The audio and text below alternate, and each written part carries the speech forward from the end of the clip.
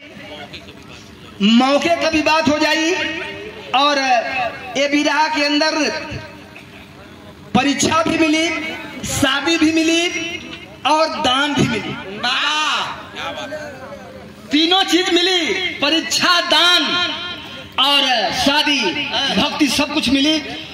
और मौका का बात होकर के चाहिए। 4 लाइन भूमिका में भाव है मास्टर।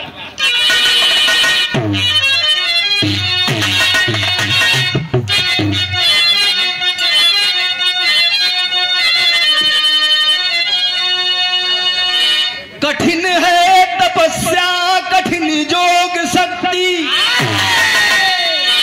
कठिन दान करके जो सर्वस्व लुटाए। अगर प्रभु की भक्ति सफल हो गई तो भगवान को भी पराजय दिखाए। भक्तों के भक्ति का निष्कर्ष क्या है? भक्तों के दिल में होती अंतिम परीक्षा।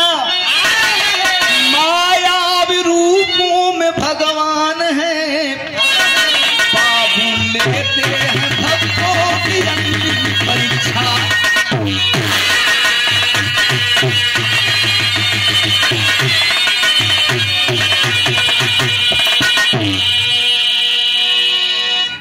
भक्ति, तप, योग, साधना में बड़ी शक्ति होले ये गुरु। जो सच्चे दिल से भगवान की भक्ति करता है उसे भगवान जरूर मिलेंगे, लेकिन सच्ची भक्ति होकर के चाहिए। नहीं कि मुंह में राम बगल में छुरी कहे कबीर नेति है बुरी। ऐसा भक्ति कैले से भगवान ना मिलेगा। सच्ची भक्ति करेंगे भगवान जरूर मिलेंगे। तो बिरहा में गजल का अंदाज है मास्टर।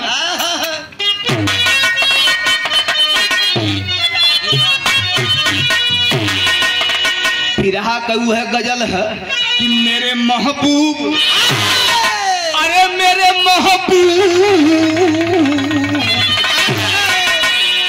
मेरे महबूब मेरे साथ बड़ा चाल किया।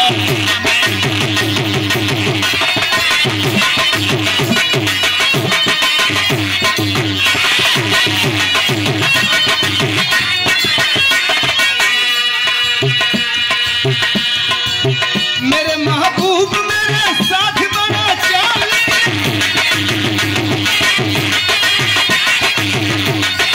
बहुत अच्छे।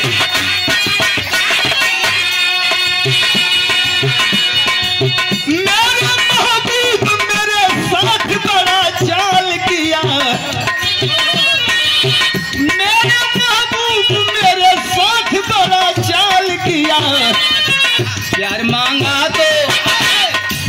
प्यार मांगा तो झोली में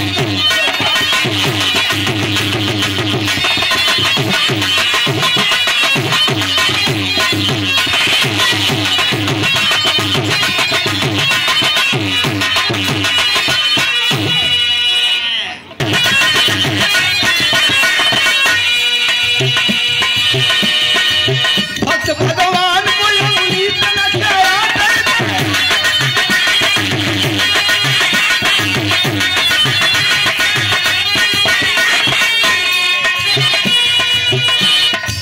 भक्त भगवान को उंगली पे नचाया करते। कभी हंसते कभी हंसते कभी रुलाया करते।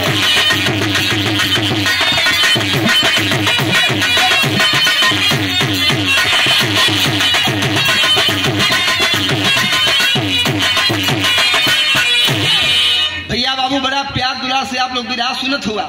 वेद पुराण में भी आदमी का मन लगला, हर मानसिकता को लोग विराज सुने बदे आवला। केहू वेद पुराण सुने बदे आवला, केहू महाभारत सुने बदे आवला, केहू फौजी जवान के विराज सुने बदे आवला, कोई देशभक्ति विराज सुने बदे आवला, कोई कांड सुने बदे आवला, कोई गौयन के धूम तरह तराना का आनंद उठावे बदे आवला। हर मानसिकता का लोग होला। तब कम से कम शुरुआत भक्ति लाइन से होकर के चाहिए। शुरुआत हमारे विराह का है, शर्त नजम है।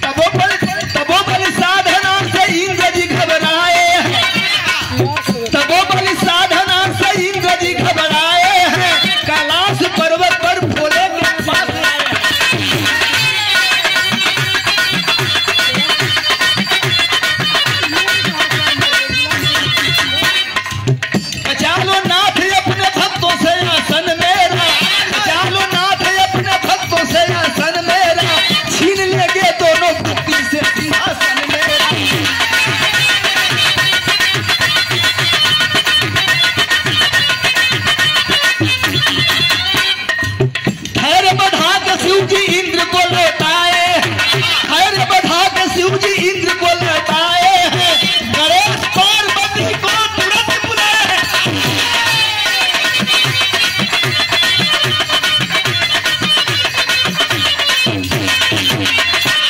भगवान शंकर के भक्त रहलन, भगवान शिव के राजा रावण राजा जनक भक्त थे।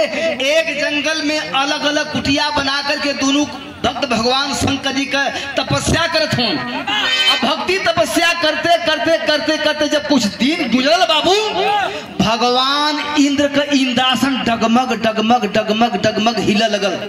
इंद्र जी घबरा गइलन, पर्वत पर गइलन, भगवान शंकर जी के पास में कहलन कि हे भगवान, आप कैलाश पर्वत पर विराजमान हुआ, आपका भक्त राजा रावण राजा जनक इतना घनघोर तपस्या कर दिले कि हमारी इंद्रासन डगमग डगमग हिलत है, हमारे इंद्रसनवा के बचा लाना। इंद्र का बतिया सुन करके भगवान शंकर जी हंसा लगला, कहलन कि अरे इंद्र घबराइए मत, आपका इंद्रासन बरकरार रहेगा। राजा रावण राजा जनक के परीक्षा की घड़ी नजदीक आ गई है। ए बाबू, तुरंत भगवान भोलेनाथ गौरा पार्वती के बोलोलन, गणेश भगवान के बोलोलन। आज जब तीनों मूर्ति इकट्ठा भइलन है तो भगवान भोलेनाथ कहलन का बिरहा में तरह लगे थे मास्टर।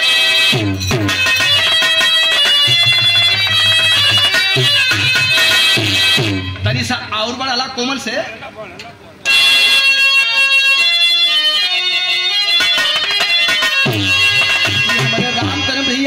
उहे गीत बजावत हवन कि अरे हमारे पाए देव,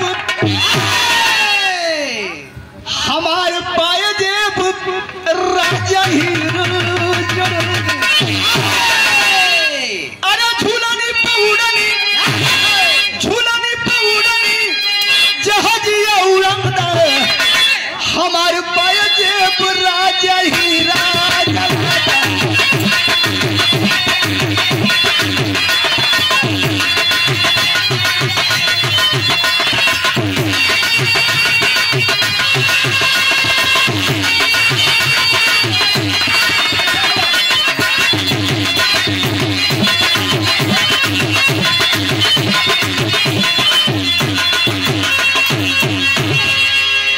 यही तरह दिया के स्वर्गीय बुल्लू गुरु गाँव, स्वर्गीय बुल्लू गुरु गाँव अपने अंदाज में जे भैया बुल्लू गुरु का बिरहा सुन ले वही ओरिजिनल डुप्लीकेट में फर्क तो होता करला। उनकर कुहू की रहती राजा तोरे बंगले,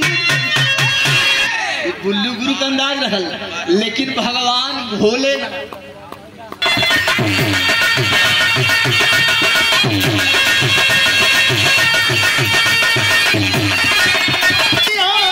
आज माना कहनवा,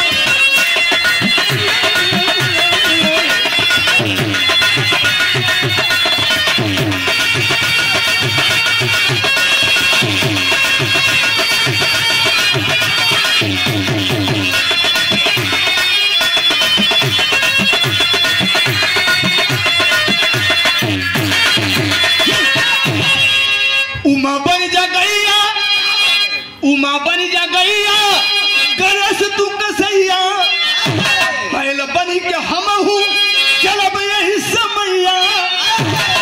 अरे भक्तनी के करबे परीक्षा बीच बनुआ, अरे हमारे धनिया आज माना।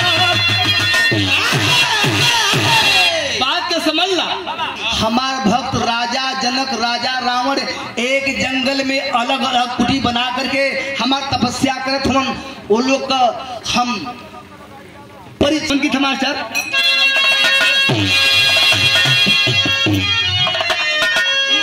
तो बड़ी पुरानी लेकिन बड़ी रसिक है। चुनरी बलिया जिला का चुनरी लग जाई लछना, पटना जली जा सजना, अनत देवरा करी कौन घटना, पटना जली जा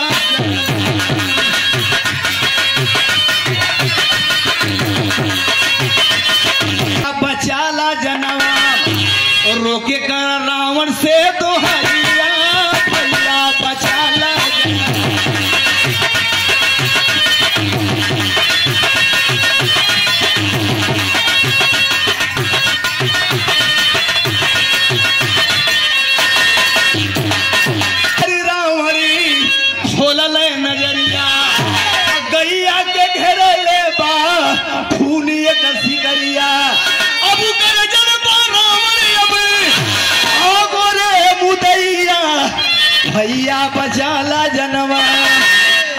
रोई कर रावण से दोहैया भैया बचा ले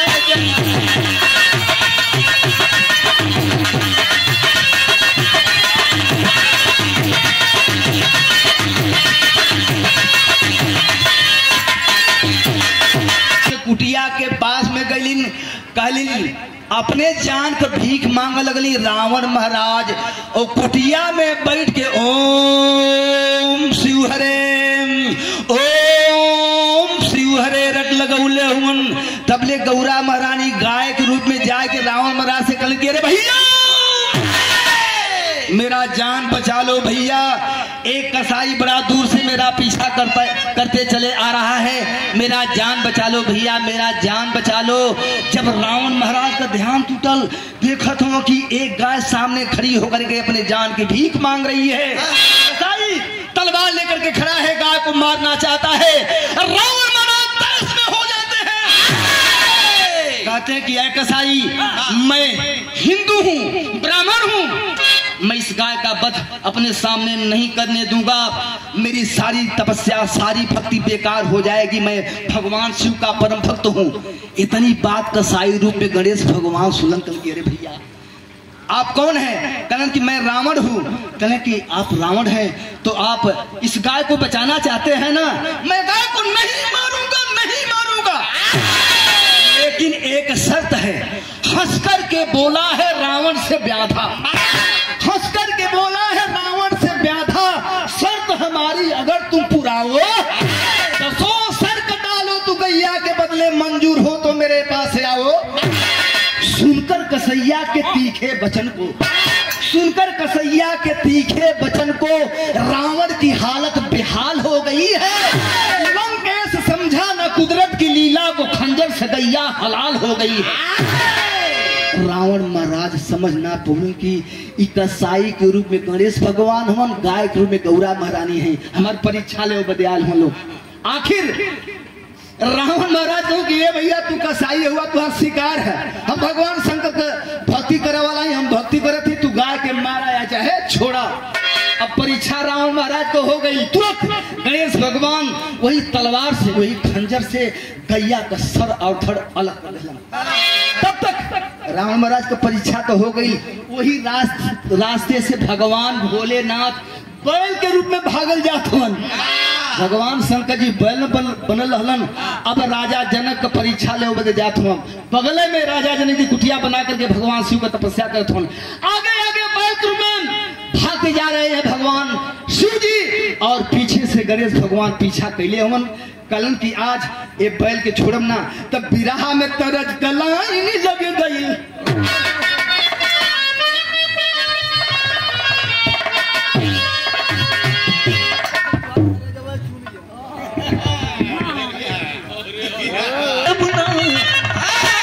अरे सारी अपना रेलिया के डर जब से पहिरे लगल सारी हमारे सैया चलावे गाड़ी।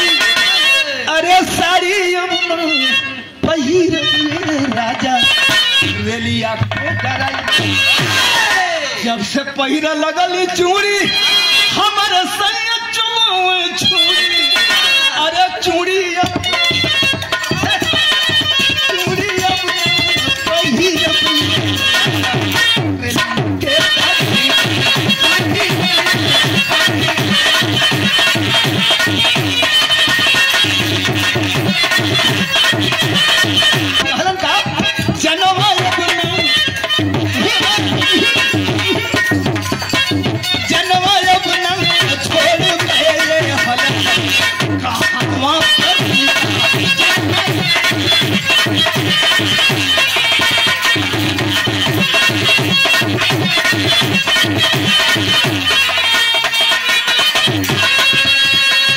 पहला रोई रोई करे तो हाय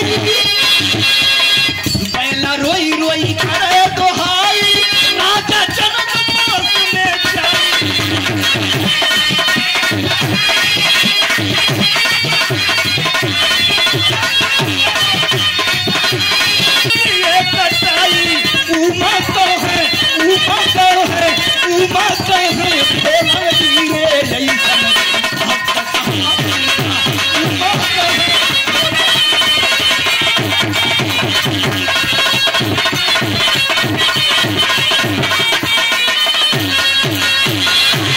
जी भागल गईलन और कसाई है भैया, कसाई के रूप में गणेश भगवान पीछा कैले हुन। जब राजा जनक के कुटिया के पास में पहुंचल तो जाके बैल में भगवान भोलेनाथ कल के, अरे भैया तुम कौन हो, मेरा जान बचा लो, मेरा जान बचा लो भैया, ये कसाई मेरा जान मारना चाहता है। राजा जनक आँखिया खुलल देखत हो कि एक बैल सामने खड़ा है, एक कसाई बैल को मारना चाहता है। कहलन कि भैया हो हम भगवान शिव का भक्त हैं, ये बैलवा के छोड़ दा, हमारे सामने मत मारा भैया, हमारी सारी तपस्या सारी भक्ति बेकार हो जाएगी। वो तो भगवान भोलेनाथ हलन, वो तो बेटवा कसाई के रूप में गणेश भगवान हलन।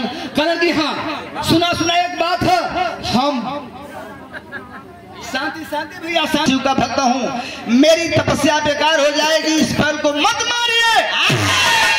कसाई रूप में गणेश भगवान कहलन भैया हम कसाई हैं, हमारा शिकार है के मारब, अगर एक जान बचावल चाहत बा तो आपके अपन गर्दन कटाओ के हुई। तुरंत राजा जनक जी अपन गर्दनवा झुका दिलन, कसाई रूप में गणेश भगवान राजा जनक के 2 टुकड़ा कर दिलन, सर और धड़ अलग हो गई। जब सर धड़ अलग हो गई वही जंगल में हुए बाबू, माँ गिरजा भगवान भोलेनाथ गणेश भगवान तीनों मूर्ति प्रकट पहले तो माई गौरा महारानी कली की धन्यवाद भोलेनाथ, आप ऐसा देवता हो कि छड़े रुष्टा छड़े तुष्टा रुष्टा तुष्टा छड़े छड़े खुशला क्षण में नाराज होला।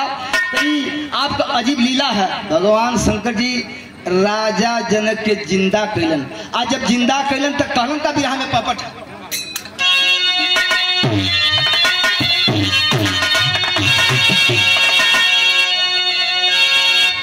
पापड़ का भाव है,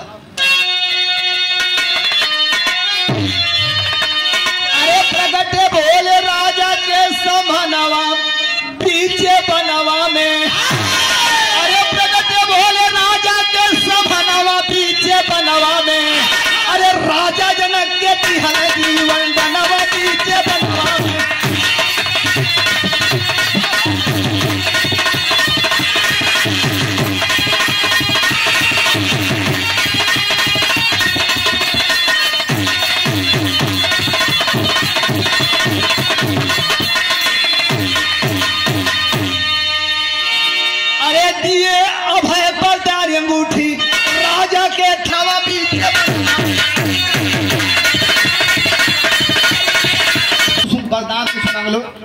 भगवान भोलेनाथ से राजा जनक कहा सरकार हम तो सब कुछ दे ले, आप हमके कोनो प्रकार का कुछ कमी नहीं है सरकार, हमके कुछ न चाहिए।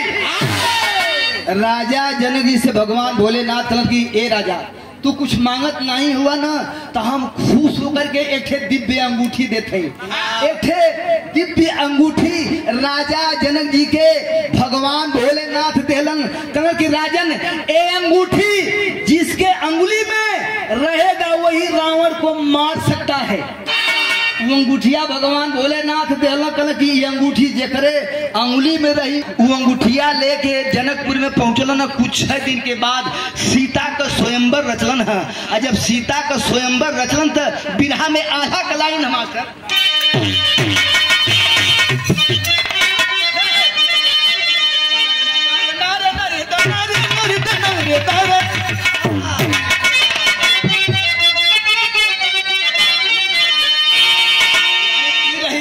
कि अरे यही अवध में सिया, अरे यही अवध में सिया बन के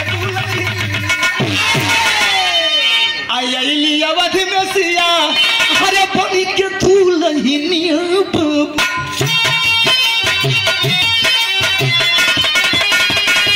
पूरा परिवार मुँह दिखाई दे लगा। राजा दशरथ हम देव मुँह देखलिया भैया,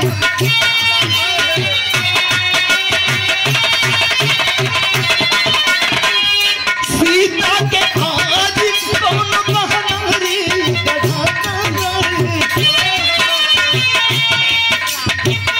गुरु वशिष्ठ दशरथ ले संगवा में बबुआ।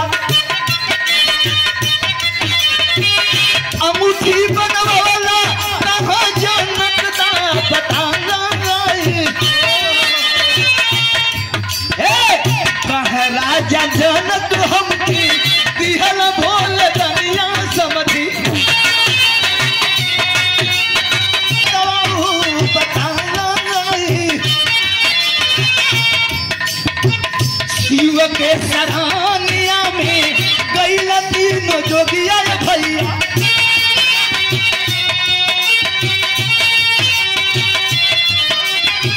हाँ सब हवा सारा भगवाओ पठाए। राजा जनक के साथ धर्म में कमैया भैया। सुरसरी जीती हली अब अंगूठिया बनाए। राजा जनक का तप राजा का सरथ का तप लेके मोहे रतिया भैया।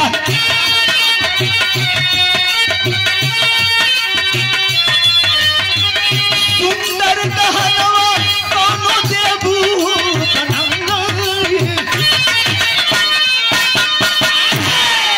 कहानियां साफ साफ है, आप लोग समझ नहीं पा रहे। कहानी अभी समझाओ वाली लाइन है। राजा दशरथ जी जब सीता जी अयोध्या में गईली तो भगवान भोलेनाथ कहले रहलन कि राजा जनक की अंगूठी दिव्य अंगूठी है, ये अंगूठी दे रहा हूँ, ये अंगूठी ले जाओ, जिसके अंगुली में अंगूठी रहेगी वही रावण का वध कर सकता है।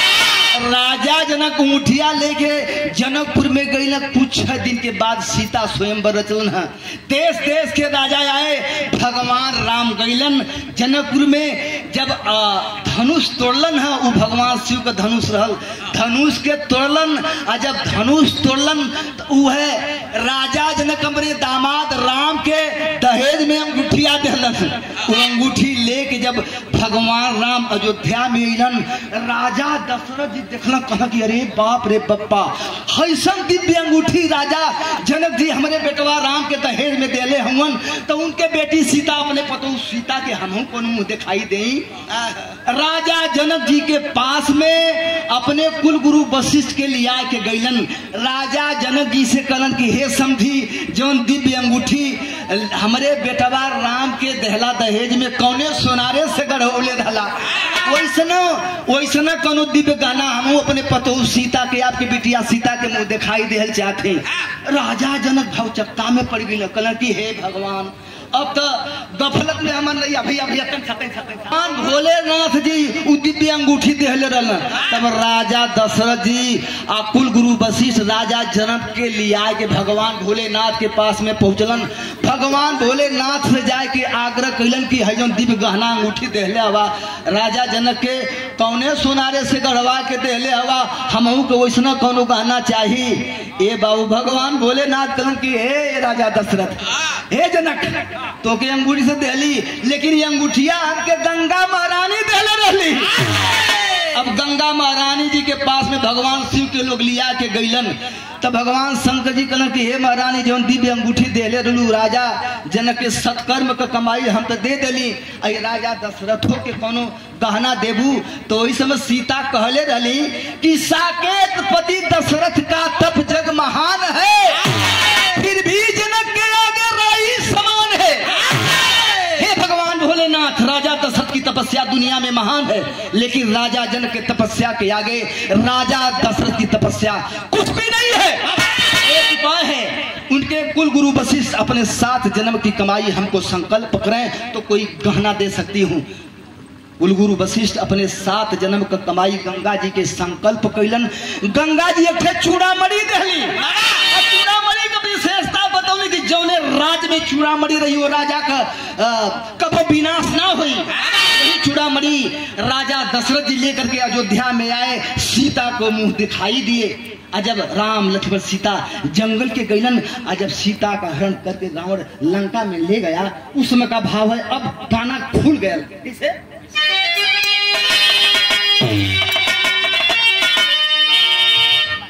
अजीत पांडे जी की तरफ से एक 201 रुपए का पुरस्कार रहा, 700 बार नमन है। लाइन का अरे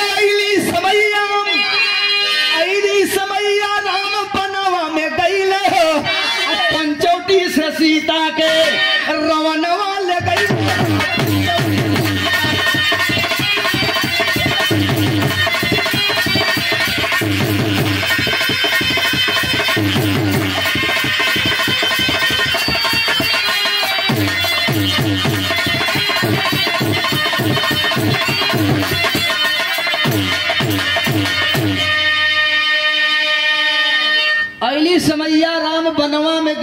पंचवटी से सीता के रवनवा ले गईले हो, तो पतवा लगावे गईले अंजलि लगनवा। वही अंगूठिया भगवान राम दे देना हनुमान के सीता जी का पता लगाओ बदे, तो पतवा लगाव गईले अंजलि लगनवा। अरे अंगूठी गिरव में माई सीता के समनवा। अब शंका से सीता जी का मन घबराइले, अब पंचवटी से सीता के रवनवा ले गईले। पंचवटी से सीता भगवान राम वही अंगूठी देकर के राम को हनुमान को भेजते हैं कि जाओ हनुमान सीता का पता लगाओ। हनुमान जी दिव्य अंगूठिया लेके सीता का पता लगाओ बद गिलन। जब लंका नगरी में पहुंचला, अशोक वृक्ष पर चढ़ के सीता जी के सामने अंगूठिया गिरौलन। अरे बाप रे बाप, सीता जी भौचाकता में पड़ गई। कहली अरे बाप रे बाप, ये तो हमारे प्रभु श्री रामचंद्र की अंगूठी है, वो तो अजय है, उनको कोई मार नहीं सकता। उस समय सीता जी कहले रही कि जीत न सकही अजय रघुराई, अमाया से जो रच नहीं जाई। कहना कि कोई माया से भी ऐसी अंगूठी नहीं बना सकता है। एक कोई अंगूठी यहाँ पर कैसे लेकर किया गया। तबले हनुमान जी उतरने कहा कि माई राम भक्त हनुमान हूँ, हम ही अंगूठिया लेके अली हैं। अरे बाप रे बाप, सीता जी के यकीन ना होता, सोचली कि कोनो राक्षस रूप ना बनौले है। कहने कि मुझको यकीन नहीं हो रहा है। ये बाबूजी कहने कि यकीन करो माँ, मैं राम भक्त हनुमान हूँ। ए भैया, तो सारा समाचार कपिसिया को बताए, अगिया लगा के सारा लंकवा जराए। अरे चूड़ामणि अंगूठी पिताई लेके अइले, पंचवटी से सीता के रवनवा ले गईले। पंचवटी से सीता के माता सीता जी आज शक्ति का अवतार रही। सीता जी जानत रही, गंगा जी बतौले रहे कि चूड़ामणि में वो गुण है कि जौने राज में चूड़ामणि रही वो राजा का कबो विनाशा न हुई। तो सीता जी चूड़ामणिया भी दे देली, अंगूठिया भी दे देली। तो वही समय सीता जी कहली का कि चूड़ामणि उतार तब दीना, हर्ष समेत पवन सुतलीना। अंगूठी चूड़ामणि लेके अलन। अंगूठी तो भगवान राम के दे देला, लेकिन भगवान राम कहला कि ए हनुमान, हई चूड़ामणिया है, चूड़ामणिया ले जाए के त्रिवेणी में रखिया बा। ए विश्व में धरती पर तीन त्रिवेणी है। एक त्रिवेणी आप लोग बताओ थी इलाहाबाद प्रयागराज, दूठे त्रिवेणी आप लोग से हमारा सवाल है कि दूठे त्रिवेणी कहाँ है। कहले कि ले जाके त्रिवेणी में रखिया बा। हनुमान जी जाके गंगा जी के किनारे मुंह लटका के बैठला। कहले कि अरे बाप रे बाप, भगवान राम कहले कि ले जाके त्रिवेणी में रखिया बा। त्रिवेणी का नामवा न बतो न कौने त्रिवेणी में रखी। तो वही गंगा जी में से एक जीव निकलल, बतौलस कि हनुमान जौने त्रिवेणी में रखक रहे चूड़ामणि के, वो त्रिवेणी का नाम बतौलस। वही त्रिवेणी में ले जाए के हनुमान जी चूड़ामणि के रख। तो अभी सवाल है कि गुरु बिहारी, गुरु गणेश, गुरु रामलाल गुणकारी, चंदी बने पुजारी, कसैया बन गणेश जी चले। इस सवाल है कि कौन त्रिवेणी रहल, उस त्रिवेणी का नाम का रहल। ये हमारे कवि जी सवाल कर दिले भाई। आप लोग इस सवाल का जवाब हम आप लोग से मांगत ना है। कोई जानत हुई तो जानत हुई, कि कोनो जरूरी ना है कि सब जानबे करे।